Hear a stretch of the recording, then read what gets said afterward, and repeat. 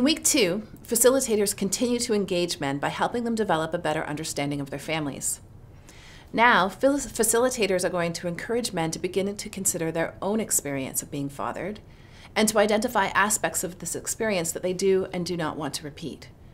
In doing these activities, facilitators invite men to take responsibility for becoming better fathers for their own children. The purpose of the genogram exercise is to take a snapshot of men's parenting situations. Ask men to describe their children and their children's families, and create a genogram that includes all of men's children and their caregivers. Genograms do not need to include other extended family members or multi-generations of men's families. So what we're going to do tonight is I want to get a sense for all of you who your families are. So we do this in what's called a genogram. So a genogram really is just a symbol map of your family. And so what I want to do, we'll do that with everyone, all of you guys tonight. And so I want to just kind of start with a volunteer. Who would like to go first? I can. Okay. All right, so what we're going to do is draw this on here. So if you can start by, because we just met last week, and use your name. So, my name's Frank. Frank? Okay, Frank, how many families do you have? Just one. Just one. Okay, can you tell me what your wife's name is? Caitlin. Okay, Caitlin. And how many kids do you have? Just one. Just one. And, okay, and what's your daughter's name? It's Ivy. Ivy. Okay, and how old is Ivy? 17 months. 17 months. Okay. And how do you spell Ivy? I-V-E-Y. I-V-E-Y. Okay. And who does Ivy live with? Her mother. Her mother. So I'm just going to draw this circle around here so we know. And do you see Ivy? Yeah. Yeah. Every other weekend. Every other weekend? Yeah. For the whole weekend? It's usually just for the day. Every other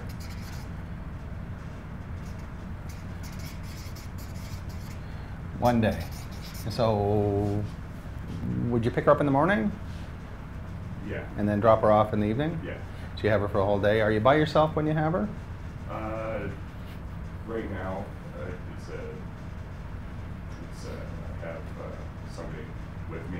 Do you have to have somebody with you? For right now, yeah. Yeah. Okay, so be supervised. And is that wherever you want, or is that in a particular place?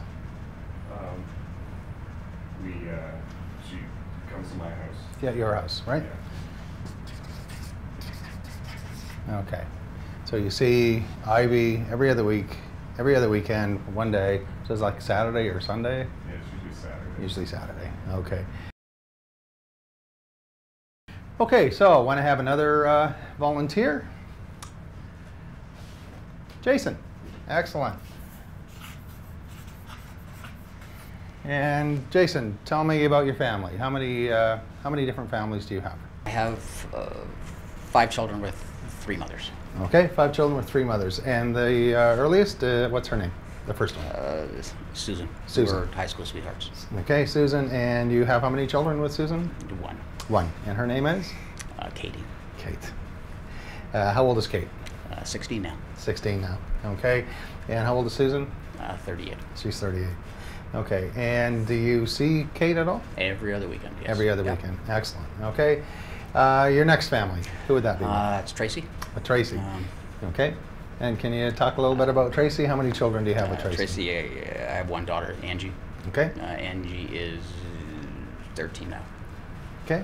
And what's the relationship like there? Not a good one. Not a good one. No, Tracy and I are not close anymore. You're not. Okay. And do you see Angie at all? No, Tracy doesn't want me to see Angie. She doesn't want you to see Angie. Okay. Tough one. Okay. And then you're... I'm with Brandy now. You're with Brandy now. Well, okay. sort of with Brandy now, yeah. You're sort of with Brandy now. Okay. We'll probably talk a little more about that. Brandy is how old? Brandy's 38. She's 38. And how many children do you have? I have a daughter, Brienne, who's 7. Okay. And the twins, Sarah and Stephen, who are 3. Right, real handful. Yes. Yes, okay. And are you with Brandy? Yes and no. I mean, we're not together. No? We're not separated. It was nothing legal. Okay, so I'm going to just put a wiggly line there to kind of give us an indication that it's in flux, right? Do you live together? No. No. Where do the 3 kids live? They're with Brandy. They're with Brandy. And mother-in-law. Okay, so Brandy moved back home? Mother-in-law moved back. Oh, she moved in there. Okay. So, do you see these kids? I do. Like regularly, or sounds complicated. I do. I see them as often as I'm allowed to see them. Okay, and so that's based on what Brandy? Yeah, I'm not allowed to see Brandy. You're not allowed to see Brandy, so so you have a non-association order there. Is that through the courts or family court? It's through family court. Through family court, okay. But you have some access to the kids. Yeah, I can't see them without somebody there. So supervised, okay, so. Which, I mean, I can see Kate, but I can't see, so. Right, but it's the younger ones, and it's related to what happened with Brandy, I guess, the situation there. Yes. Yeah, so kind of like Frank over there, you got to have somebody with you. Yeah. Who is it that you have with you? The mother-in-law. Yeah.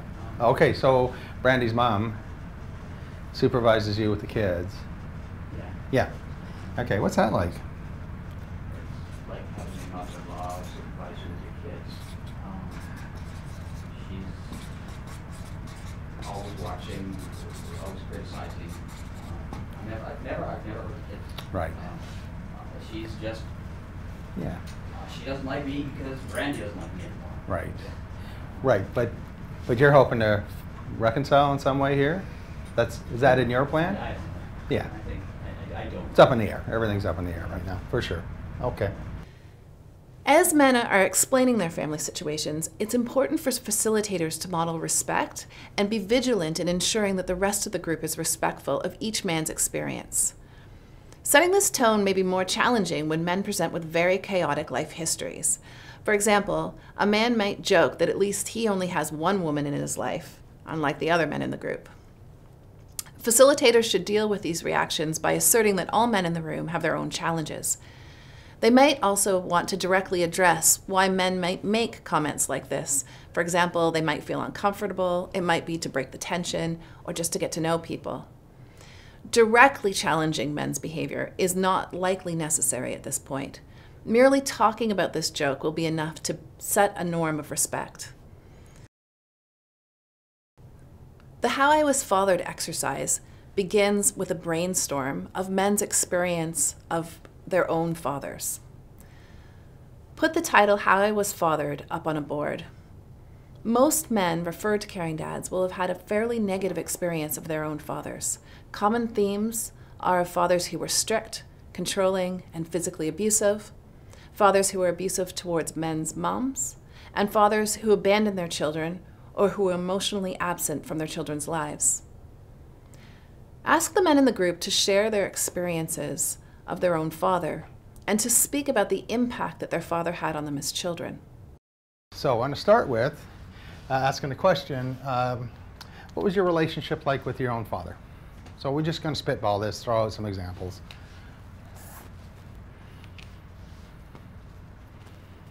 Was it happy? Sad? Was it a good one? Good. Yeah, good. What kind of stuff did you do with your dad that makes you, when you think back on it, that makes it feel like it was good? Anyone else? He worked very hard. He's a good father. Yeah, you worked hard? Provided everything for us. Provider. Really important things. My father was in the military, so he was always gone, Right. absent, I guess. Sure. So didn't get to see a lot of him growing up, and we weren't close like I wanted to. Right. Okay, so he was absent. What was that like? What kind of relationship did you want to have with your dad that was maybe different than what you had? When you thought about yourself as a child, is there things that you wanted, that you thought, I wish this or that? It's not about judging your dad for who they are. It's just about, when you were a child, what did you wish would have been different? Playing. Playing, okay. Good. What kind of playing? Just having fun, just playing. Just having nothing fun. Serious. So just outside of normal day routine, would just like to have had some downtime playing with your dad? Yeah. Yeah, no, that's a good one. Maybe just some time together that wasn't about homework or work, maybe just some time to, yeah, I know, it's hard, right? When there's so many priorities pulling us in different directions, for sure. How about you?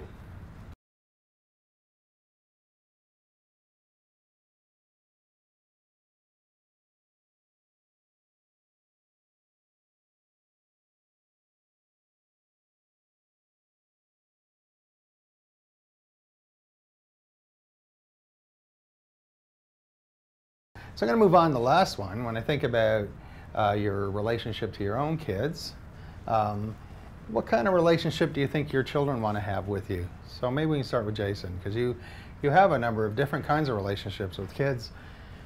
So if I was to ask your kids about what kind of relationship they might want to have with you, what do you think they would say to me? I think it depends on what the mother's saying as well. Sure. Okay. And you do have a relationship with with Katie, though. Yeah. So what kind of things do you think Katie would say she'd like to do with you? Every other weekend we go out for dinner. Sure. We sit and talk. Right. Pretty much a Right. average father-daughter, 16-year-old that she wants to tell. Sure. Right. Which is a bit different than what you had with your own dad, but Yeah. so you're trying to do this a bit differently with her, because this is what she wants from you, right? I'm allowed to do that with her, yes. Yeah, for sure. So when I ask you what your kids would like in terms of a relationship with you, outside of the current circumstance right now, so your twins and your 7-year-old, what do you think they would say they would like to do with their dad? What kind of relationship do you think they would say? If we bracket that part, what do you think they might say? They want to play. They want to play. Sure.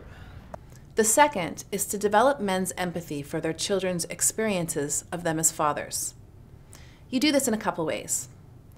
First, men develop empathy for their children's experiences by hearing other fathers in the group describing being abused as children. This is why getting good descriptions of the impact of exposure to domestic violence, physical abuse and neglect, or abandonment from men is so important. Second, you can develop empathy by continuing to bring children's perspectives into the room with questions like, what do you think it's like to be your kid? Or, if you were to start to do more of the things on the list of how I should have been fathered, how would your children's lives be different? Finally, facilitators should be alert to opportunities to begin to develop goals for change. If fathers are already in a place of uncertainty, facilitators can build on this momentum by asking men to set small and achievable goals. If men do set a goal, facilitators should be sure to write this goal down and be ready to ask them about it and about its success during the check-in on week 3. Such successes create hope and generate energy for change. They also solidify men's commitment to the group. In week 3, there are a number of optional exercises. The one we're looking at now is called Facing the Wall. In some groups, many of the men express high levels of frustration and anger towards the system.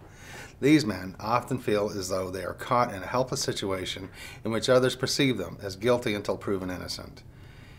If anger is a major barrier to change for the majority of the men in your group, the Facing the Wall exercise is often a helpful way for men to air their frustrations and encourage them to consider how the behaviors have contributed to the situation. So, to begin with, draw a picture of a brick wall and reflect to the men that they feel as though they're constantly coming up against this wall.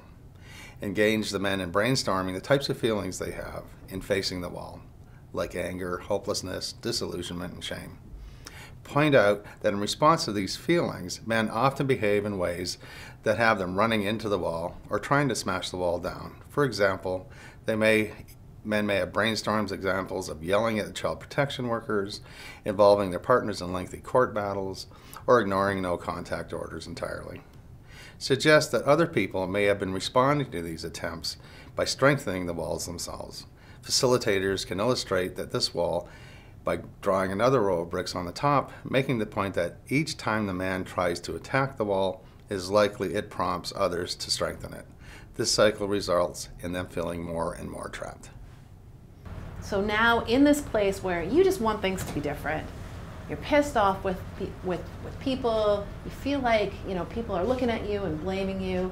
Just want to brainstorm some of the ways that you've reacted to that. What are some of the things you've done with those feelings? I called the school because they're the ones that called the police on me.